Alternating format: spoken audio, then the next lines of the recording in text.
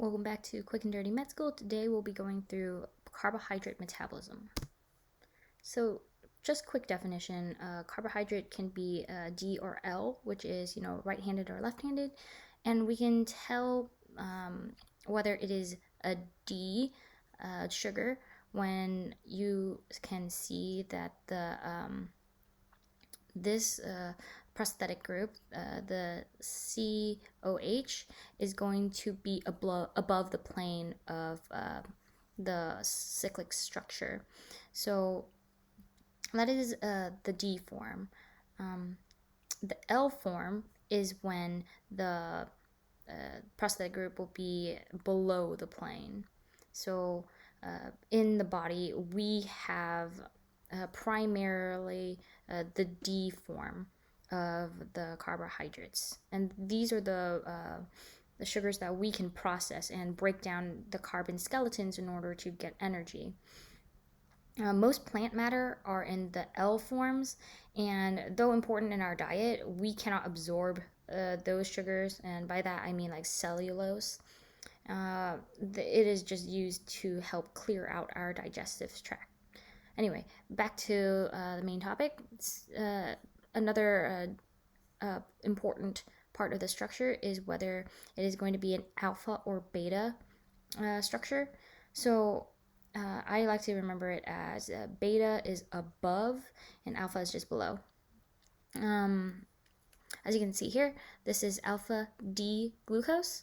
And first, let's find alpha. So the carbon 1 is going to be below the plane.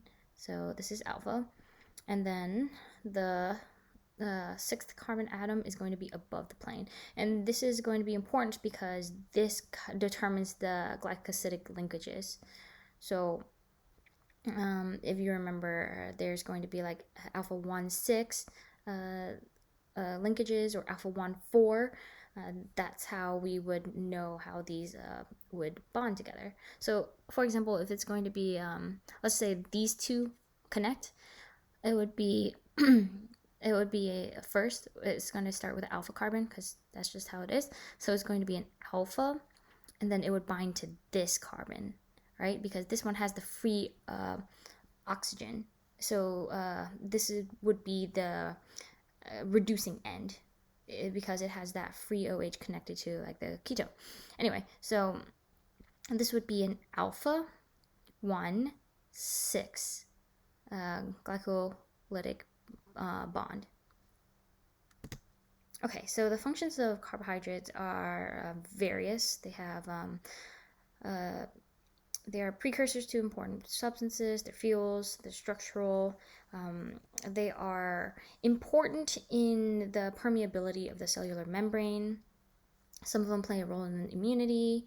They store water in the form of that OH attached to the ketone, and it's cellular cement. It plays a role in the cytoskeleton, and it also is an anticoagulant. So more classifications. The two important ones to know is whether it's going to be a 6-member ring, and that's a pyrin, or a 5-member ring, which is a furin. Anything below, like there's no such thing as a triangle. There's no such thing as like a 4-carbon ring or a 3-carbon ring, just because it's not stable enough. So here's a few examples. Monosaccharides are going to be polyhydroxyaldehyde or polyhydroxyketones. So always look at the the suffix of the words, because that will kind of tell you the general gist of the structure. So there's going to be an aldehyde attached to this and a ketone attached to this. So aldopentoses and ketohexoses are furanosic, so that they're going to be a furan structure. Why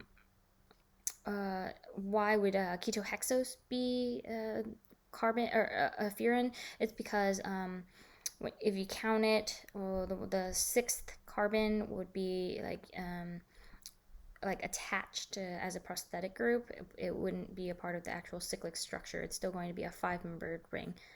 So aldohexoses and ketoheptoses are pyranosic, so they're going to be a 6-member ring.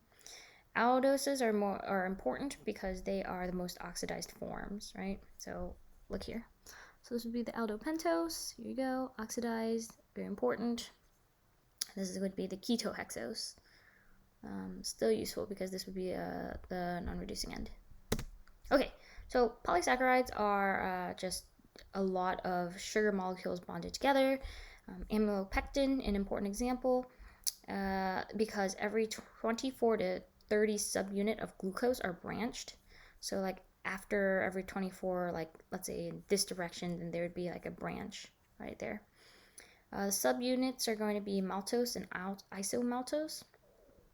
And another example is amylose. An amylose subunit is going to be maltose, just plain old maltose, and because of that, it's going to be unbranched and helicoidal. So amylopectin, because it's able to branch, because of the isomaltose, it's going to be able to pack into a kind of linear structure with like branch and branch and branch. It's just going to be like stacked. And amylose, because it doesn't have the branching, it's going to be like a DNA is going to be in a helix. Okay, so they make up these important derivatives: nucleosides, cardiac glycosides. They also play a role in antibiotic formation. They have the sugar acids. They are reduction derivatives.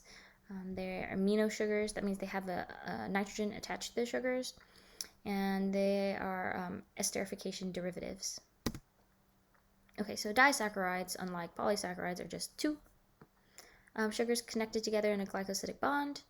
Maltose, remember it was the subunit of isomaltose, is an alpha D-glucose attached to a beta D-glucose at an alpha 1,4 glycosidic bond.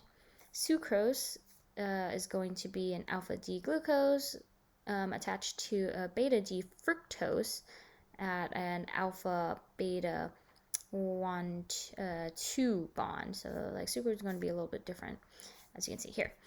So let's count. So here is the 1, and it's alpha, so it goes down, and it's going to attach to this in a beta connection. So if it were just like alpha 1, 2, it would just be like this alpha carbon, like the oxygen would be attached to like the second ring, or the second carbon here, because it's 1, 2, here you go, and it would just be like, you know, it would be on the same plane, but since it goes down and this is not connected up here, it's going to be alpha beta, because remember beta is below, and it's going to be 1, 2 linkage, and because it's going to be counted this way, 1, so 1, 2, 3, 4, 5, 6, and then isomaltose is alpha D-glucose added to another alpha D-glucose via an alpha 1,6 bond, and lactose is a beta D-galactose added to a beta D-glucose using an alpha 1,6 bond. So of all of these, only sucrose is the bond between an alpha glucose and a beta fructose. This was particularly important because sucrose is table sugar. Okay, so let's go back to polysaccharides. They're macromolecules. They can be homopolysaccharides, which means they would be made out of the same subunits, or heteropolysaccharides, which would be like a glucose and a fructose. And these are a few examples of them. Let's go to something more important, glycosaminoglycans. So these are repeating disaccharides, and they consist of an amino sugar and an acid sugar. So some of them have the sulfate groups, and they are on the surface, cellular surface, and on the extracellular membrane. Here are a few examples: keratin sulfate, dermatan sulfate, heparin, and hyaluronic acid. And they're all linked together by like a proteoglycan link. Why is it important that it's on like the cell surface and extracellular matrix? Is because these play a role in cell signaling. Okay, glycogen. So glycogen is a very important molecule in the body because it is an incredible holder of energy. It can store a lot of energy in one molecule, and because of every 8 to 12 subunit it branches, unlike the other molecule where it would be like 24, 30. So this one, if you this just means that you can pack more energy into one molecule of glycogen. So it's made of maltose and isomaltose, and the branches give us the non-reducing end, and that will be important in the digestion of glycogen. And because of the branches, it can make a lot of sugar or glucose, and the size, the packing, will lower the osmotic pressure, because you know how osmotic pressure works. The more material there is in the matrix, it's going to increase the osmotic pressure, which can be problematic. This is why we see this in a problem in people with fatty livers. There's too much fatty acids in the liver around, and the oncotic pressure increases, pushing the fluid out and causing like ascites in the abdomen. So glycogen is stored primarily in the skeletal muscle and the liver. These are important distinctions, because the liver glycogen can be used by every other tissue in the body, but the muscle glycogen is selfish. The muscle glycogen only is for the muscle. So glycogen is linked together, like the main chains, right, are an alpha-1,4 glycosidic linkage. Okay, look here, 1, and this is going to be 4, count them, 1, 2, 3, 4, and it is below, here you go. And it's also linked by an alpha-1,6 glycosidic linkage as the branch. So here it is, 1, and it's going to be below the plane, so it's alpha, and then this is going to be the 6th carbon, because 1, 2, 3, 4, 5, up here, 6. Okay, so these play a role in structure, because we store these molecules as a fat, and it will be added into our adipocytes, and those are used for like maintaining the structure of the body, right? So in women, they maintain the structure of the breast and the hips and the thighs, and they also regulate the amount of water metabolism. Remember the other example that I said about like the ascites? It's used as cellular cement, and it's used as a biological sieve and a lubricant, because they are hydrophobic. That's how they are lubricants, and their size is able to exclude other molecules to diffuse in easily, right? It's also a docking site for growth factors. Okay, so proteoglycans are just proteins that contain the covalently linked glycosaminoglycan chains. This is just a definition. Okay, so part 2, we're going to be covering the digestion, right, and metabolism. So back to the general definition of metabolism. Metabolism is just the release of energy from stored biological fuel. It involves like synthesis. NADPH is an important molecule. The sources of the energy would be from starch or sucrose or lactose. Saccharinases are enzymes that will hydrolyze the glycosidic linkage at the 1,6 branch point. And amylodextrin is a starch fragment, and that stains blue under the microscope. Okay, so amylase is an endohydrolase. So once you consume starch, it starts out, digestion begins in the mouth, because our salivary glands will release amylase, and it will break the bonds within the carbohydrate. That's why it's an endohydrolase. And then, depending on what we eat, it might break down into like sucrose, maltose, and lactose. And then these are the enzymes that will break it down. Not very creative, so easy to remember. And these will be also secreted by the salivary glands, but also in the esophageal and pancreatic glands. And then the disaccharides will be further processed into the monosaccharides. Here you go. Generally from the intestines and the liver, and then from there it can be condensed and stored as energy as glycogen. Okay, so the digestion of starches and carbohydrates in general, it's a pretty it's a very smart process. So first, there are going to be the phosphorylase enzyme that only breaks the non-reducing ends of glycogen. So glycogen phosphorylase only breaks the alpha 1,4 linkages, and it cannot pass the branch point. So let's say it's like cleaving, and then all of a sudden there's this branch point. So it'll cleave right here. And then another enzyme will come in, and then it will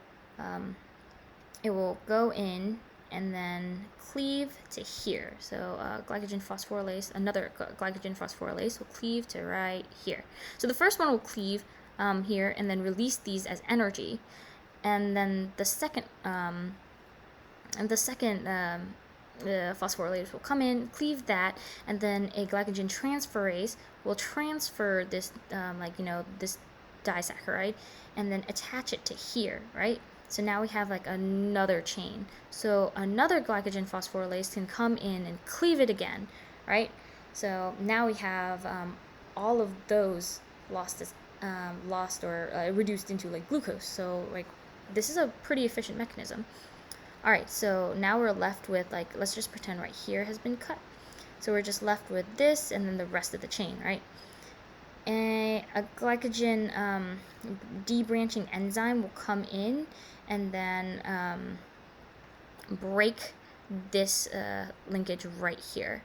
So once this has been broken, this sugar molecule will pop off, will be degraded into glycolysis and whatnot, and then without this branch, it's a straight chain again, and then glycogen phosphorylase can come in and cleave. So remember when I said that glycogen is an important molecule because it packs in all of this energy? That's how our body is able to produce sustained amount of energy even when we sleep, right? Glycolysis is a good mechanism for fast energy, but it only relies on glucose, right? So where can that glucose come from? We don't eat all the time. We get it from here. We get it from the branches of glycogen.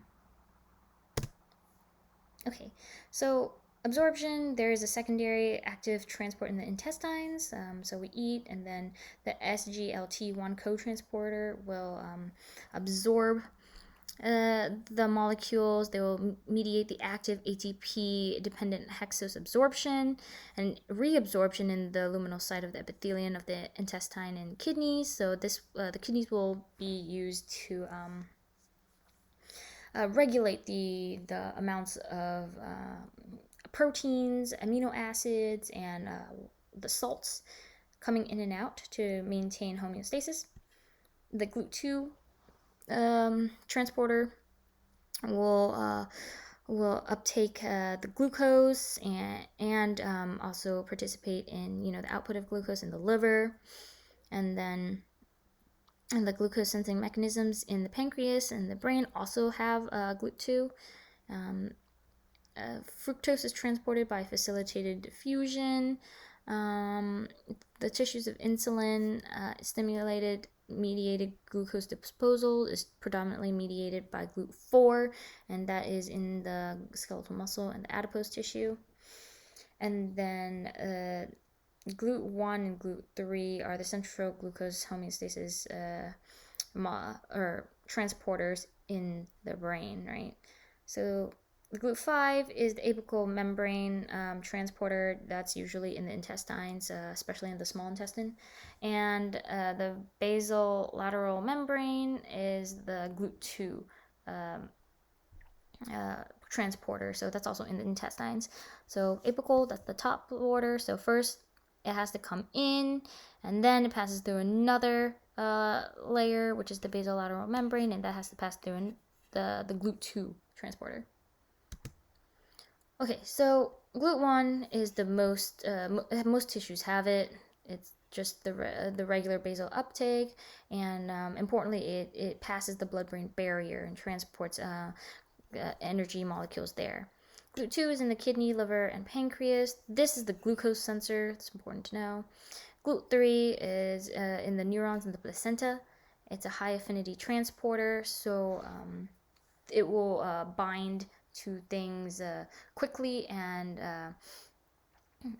tightly. So nothing can be it can't be stolen, like kind of like the way hemoglobin acts. GLUT4 is skeletal, muscle, and adipose tissue, insulin related, and it is stimulated by exercise. So with more exercise, insulin is going to be inactivated, and without exercise, it's going to be activated for glucose uptake. And then GLUT5 is the intestine fructose transport, and GLUT7 is the gluconeogenic tissue, and that mediates the glucose flux. Gluconeogenic tissue are, of course, like the pancreas and the liver. So the hexokinase exists in all the tissue. It has a low Km. It's an allosteric enzyme. It's also a constitutive enzyme, and it has relative specificity. All right, so this will kind of cleave anything that is a hexo structure, right? So it could be like a aldohexose or a ketohexose. This hexokinase enzyme will come in. It will cleave. And then the low Km, remember this is related to the Michaelis-Menten equation, and this means that there's not there's going to be a lower concentration of it. Glucokinase only exists in the liver, where it has a high concentration of it. It's a non-allosteric enzyme because it's insulin dependent, right? So only insulin will turn it on or off, and it has an absolute specificity. So this will only affect glucose. So the fate of G6P after the glycogen or carbohydrate has been broken down. G6P can be made into glycogen or glucose pyruvate or ribose 5-phosphate. So they can go into the Krebs cycle, glycolysis, glycogenesis or degradation, and be made into the nucleotides.